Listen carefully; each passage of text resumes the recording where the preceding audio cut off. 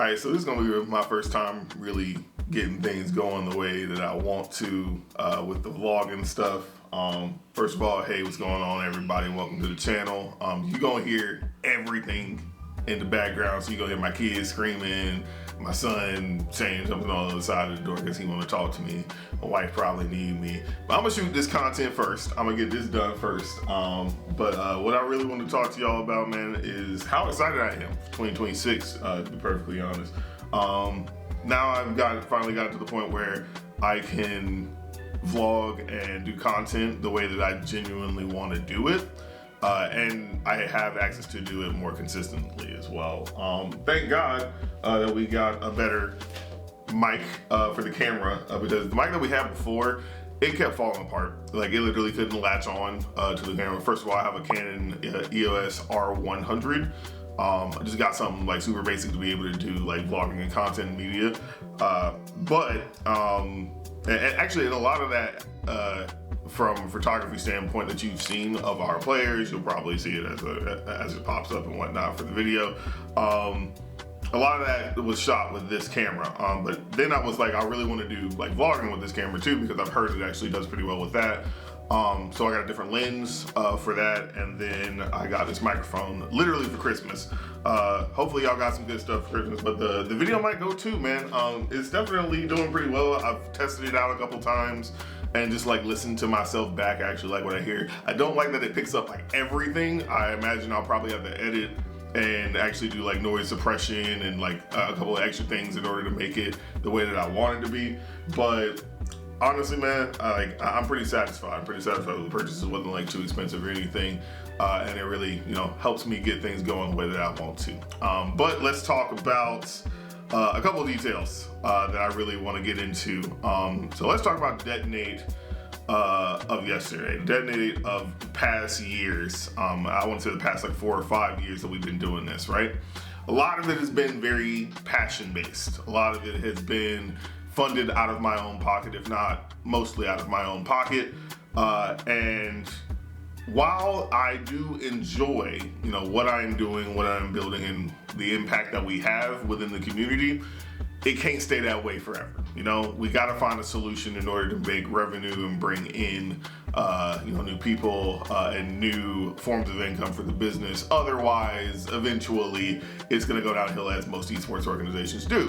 And I don't want that to happen to us because I actually believe in the vision, I believe in the mission, I believe the things that we set out to do, and the people that we have, focused and zeroed in on encouraging and enabling to be able to be their best. So I want to focus a lot more on the monetization aspect, not only for myself personally, but also for the business as well. And that, of course, means we're going to have to make some content, and we're going to have to do it a lot more often, and it's going to have to be good because I want y'all to fuck with it. I want y'all to actually enjoy what it is that y'all are consuming, whether it's challenges, whether it's tier lists, whether it's podcasts, whether it's whatever that we end up doing. I want y'all to be able to enjoy that. But vlogging is going to be a good way for me to get a lot of my thoughts out because thoughts swirl around in my head all the time. It keeps me up at night.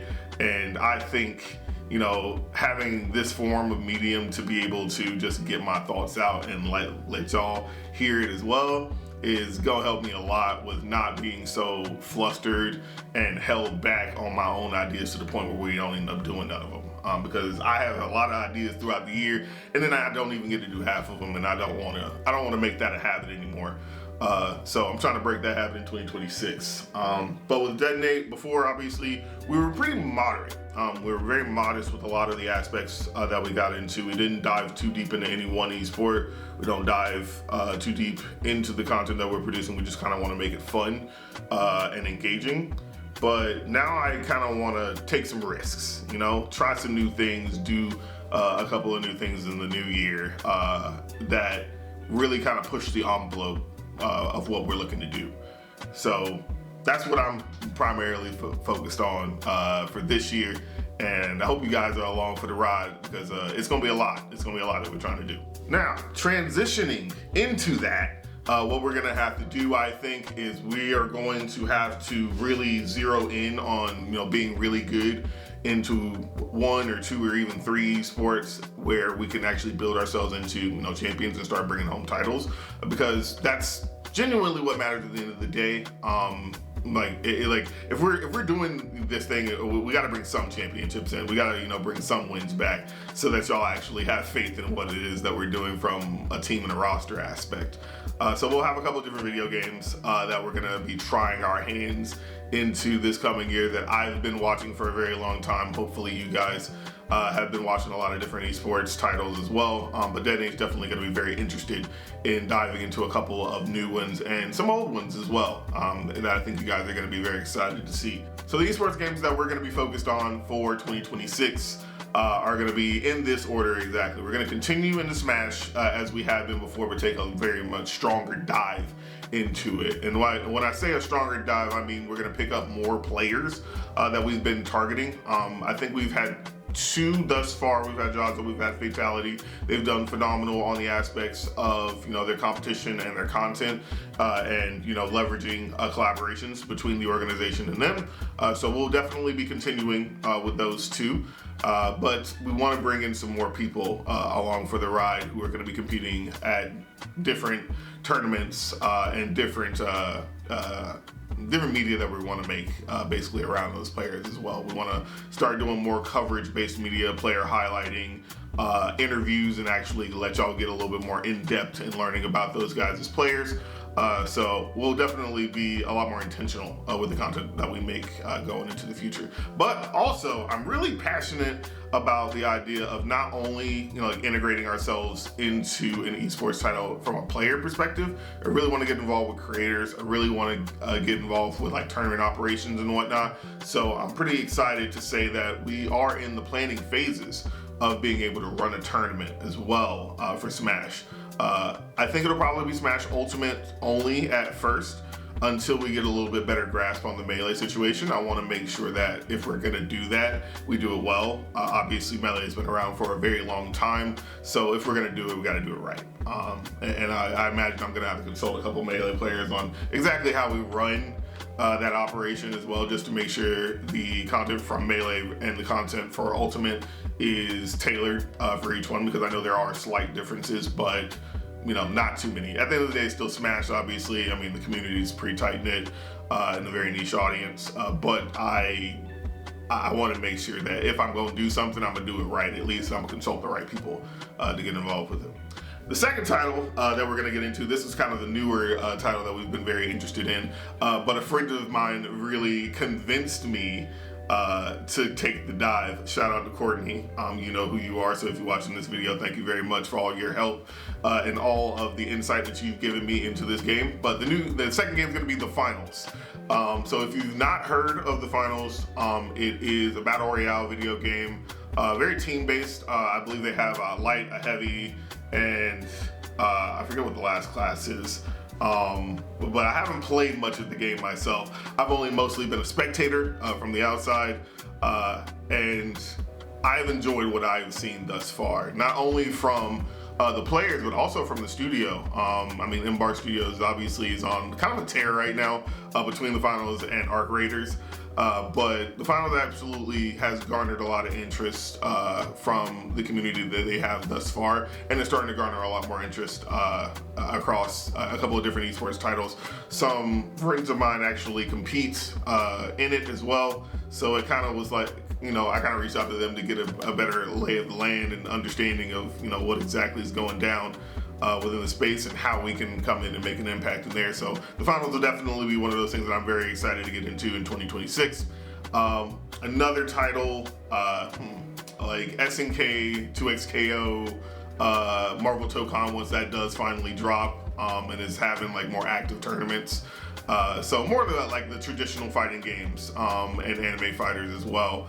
On top of having the Smash guys as well. I mean, Jado already competes in multi-video games. I believe he competed in the Street Fighter 6, 2XKO, and Smash when he was at DreamHack Atlanta this past year in 2025. And then I know Fatality competed in the Street Fighter 6 and in Smash as well. And I think he actually played Tekken for a little bit, but I think that was more for his enjoyment rather than actually competing. But still, we already have guys that, dabble in multiple fighting game titles. And I'm perfectly fine with people that do. I mean, fighting games are kind of like my roots. That's where I come from primarily, and the thing that I primarily competed in and was involved in. But with fighting games, I've already been really passionate about them. Played Street Fighter basically since I was a kid. Tekken, Mortal Kombat, like pretty much Killer Instinct, all the works pretty much, right? Now, the next title, obviously, very familiar title.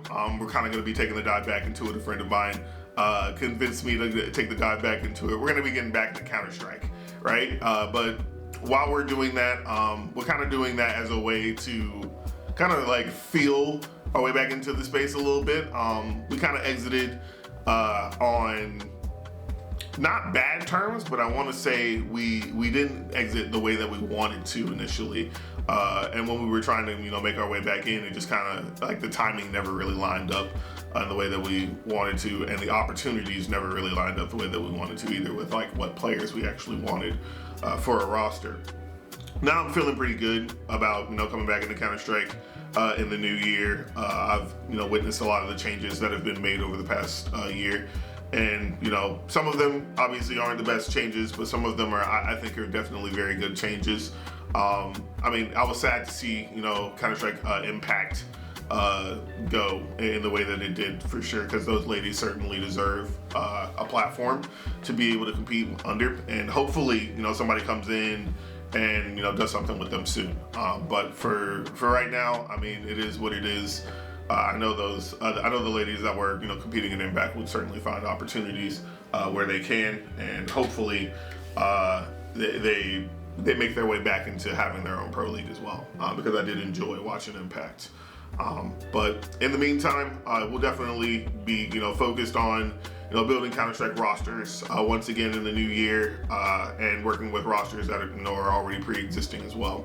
So if you're one of those rosters, hit us up, let us know if that's something that you guys would be interested in working together on.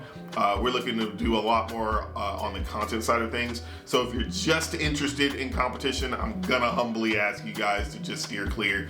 That's not our only focus with pretty much any of our competitors. I think content just has to be a major focus now. Building a narrative, building a story, making people actually care about the things that you're doing are just way too valuable and way too important now for an esports organization. So I have to be the guy and say, hey, we're gonna have to stream, we're gonna have to do clipping, we're gonna have to do like videos and whatnot, and like different activations for sponsors. I'm gonna have to be the bad guy to some, I guess, that just don't like making content.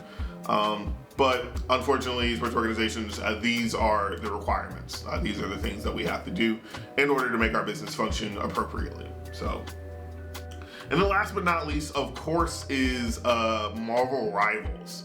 I think Marvel Rivals has been cooking, like from a gameplay perspective, for a very long time.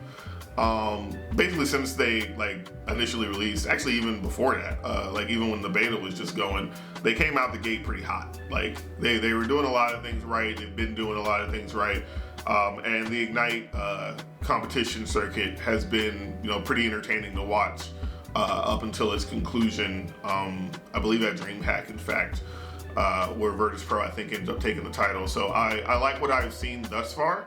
And I hope they continue doing what they've been doing, and hopefully we can get that dive in there. I know my boy Richie is definitely gonna watch this video and be like, yes, let's go. That boy is hyped off of some Marvel Rivals, even though he liked to make content and be, kind of upset at the general experience. We've all been there. We've all played ranked. We know these people. We know the teammates. We don't have to spend too much time on them.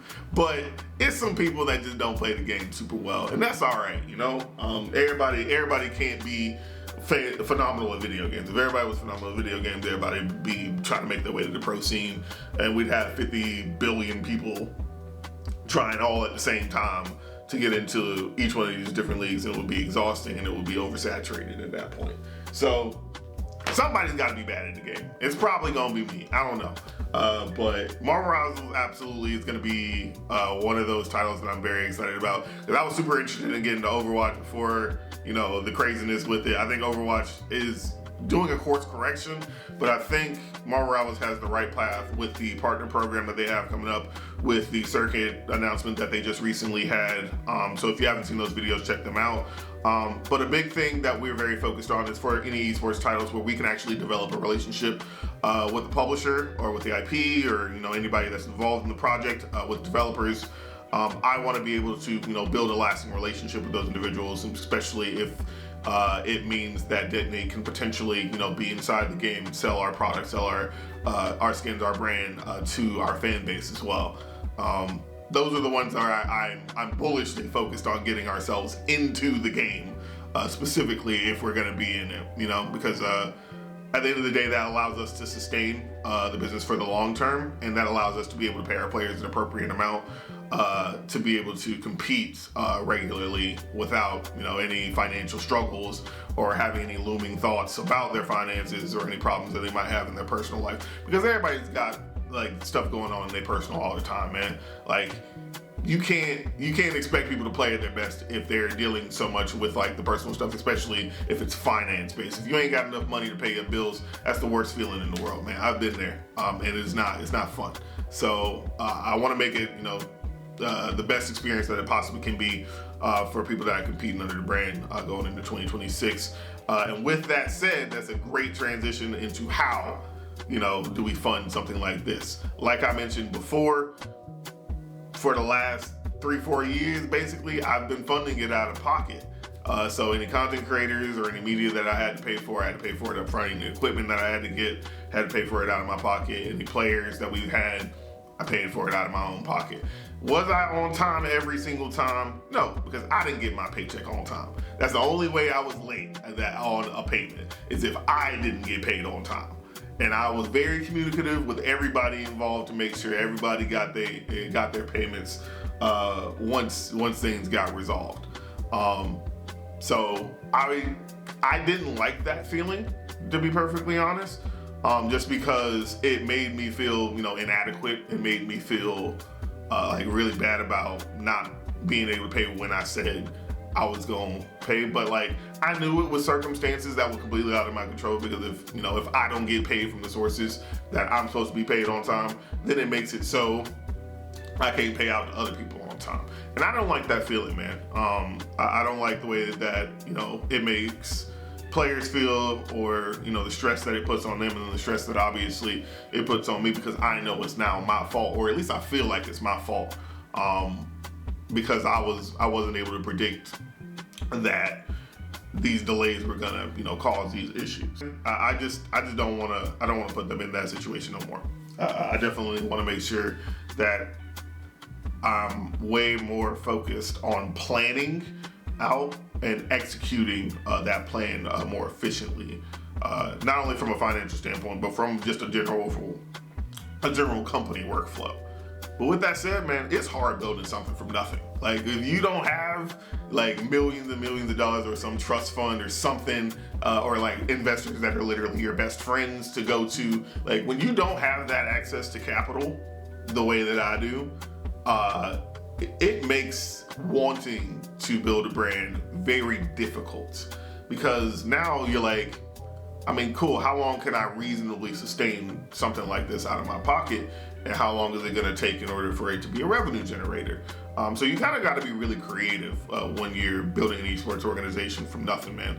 It is not for the weak, that is for sure, and it certainly isn't something that everybody should be trying to do.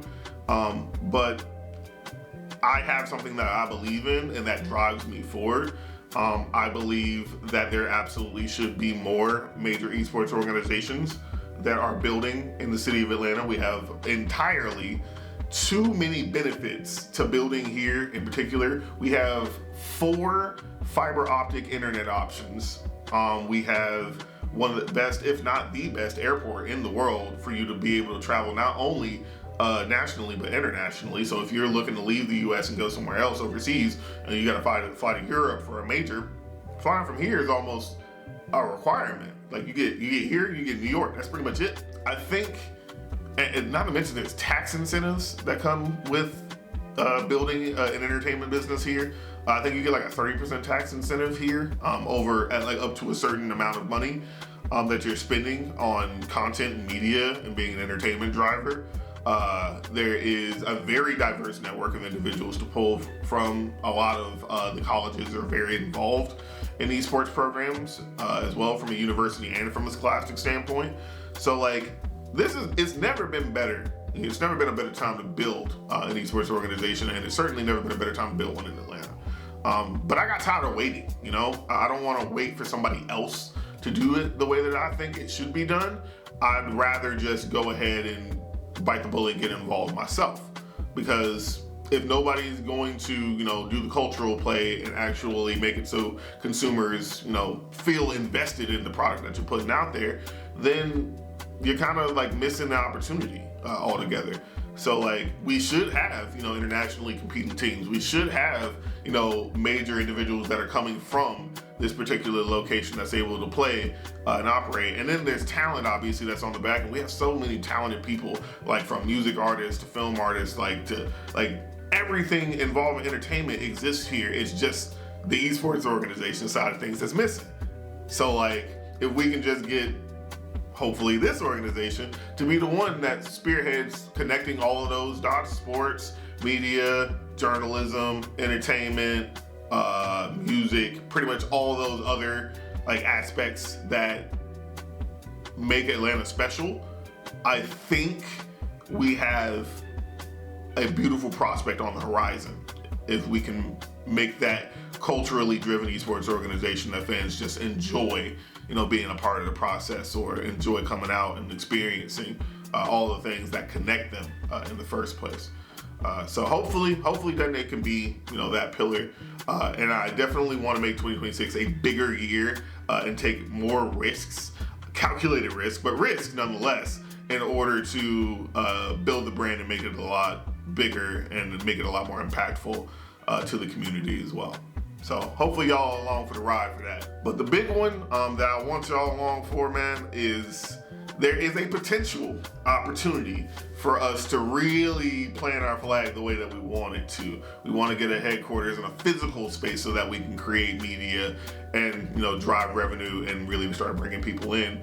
So I am in the process of building funds towards having a large land gaming center here in Atlanta, Georgia, that is focused on esports competition, daily activities, retail operations for peripherals when you guys want to purchase those things, trying to have food and beverage available in that location.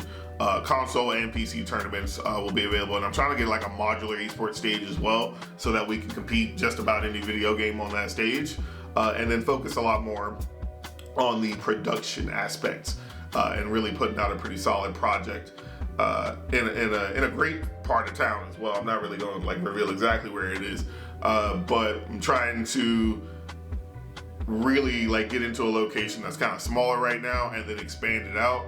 I really want to show y'all what the project will look like and just kind of give y'all the rundown as things develop through video format. So I want to keep y'all informed on that because I feel like it keeps me honest too. And I'm very excited about it because once I started putting the pieces together and really connecting the dots, talking to real estate agents, talking to other people, the property managers, talking to the different people that are involved, I was like, wow, this is really, really something that can work. And I got a couple partners that want to come in on this project as well. And I'm looking forward to working with them to potentially make this happen. But if this does happen, that'll primarily be the way that we fund a lot of the aspects of what we do for our business. So what esports organizations struggle with right now is they don't have recurring income on a weekly basis. They kind of go by your sponsorships, your sales, and merchandising and whatnot. But those are the primary revenue generators, I would say. And they've always kind of suffered from not locally building and not generating enough revenue on a weekly basis. And I think this is a good way to solve that problem. And also unify with a local business to be able to advertise the business internationally as well. So I'm pretty excited about this, man. I really am looking forward to 2026. I'm looking forward to what Detonate does next. I'm looking forward to having you guys along for the ride as well. Making sure that, you know, I keep myself accountable, but also that I can bring a new experience to the people of Atlanta and to the people that really enjoy what it is that I'm doing here. And I'm gonna cut and chop this and let people see it from all different lights. So if you're on TikTok, if you're on Instagram, if you're on Facebook, I don't care where you are. I mean, I'm gonna post it on my YouTube. That'll be like primarily where I'm posting a lot of the vlogs and the content that I'm producing. But man, I just want to talk to y'all. I just want to tell y'all like the things that are going on, so that, you know, it adds a level of transparency and it adds a level of consistency for me. But with that said, thanks so much for watching the video. If you watched all the way through, if you didn't watch all the way through, it's perfectly fine. Make sure you like, comment, and subscribe on the video as well. I'm gonna be doing more things like this. Gonna be talking with you guys a lot more often. Gonna be taking y'all on adventures as well. So when we go to conventions and go to other things as well, y'all gonna be there for that too. So thanks for watching, and I'll see y'all in the next one. I suppose we can consider this the bloopers or the after credits or whatever the hell. But just to let y'all know, this shirt, just in case y'all got questions on where I got it from or what the heck it is, I got it from a group called Blurred. I've seen them at conventions basically ever since I went to DreamCon. It's like Black Nerd, basically it's a play on words. But I like the logo, I like the designs, I like a lot of the stuff that they've been doing within the community with enabling Black individuals, you know, in the scene and everything. So I bought some of their merch at DreamCon, or actually, I think it was, I bought some merch at DreamCon, but I also bought some merch at Anime Week in Atlanta just recently. So that's why I got this shirt. I also have a hoodie and a, what is it? I'm spacing. I don't even know why I'm spacing. It's a hat. I don't know why I'm spacing right now, but it's a hat. I bought a hat. But yeah, if y'all like anything that you see from them, go to blurred.com. I know those guys are, you know, making some pretty awesome things, doing some pretty awesome things. I know they just had a giveaway of I think it was an AMD computer or something like that. So if y'all see their stuff, check them out.